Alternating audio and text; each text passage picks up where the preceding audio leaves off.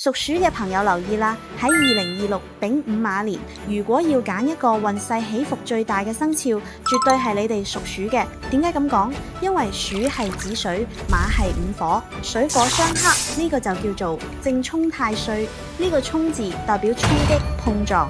出年你嘅日子可能會好似坐過山車咁，原本好穩定嘅嘢會突然生變，舊嘅合作可能會散。但係記住，機會往往就係藏喺變動入邊。既然係衝，我哋就主動去喐。出年好適合出差、搬屋、轉工，用奔波嚟化解災難。不過要小心呢粒大號星，容易破大財。投資千祈要保守。感情方面容易聚少離多，要有定心理準備。醒個開運錦囊俾你，出年年頭記得去洗牙或者捐血，主動應驗咗個血光之災。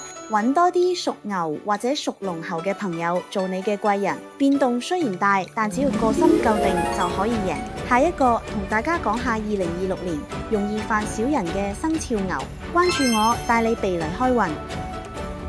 我係吳富容，專業研究數字能量，亦都係數據形象力創辦人。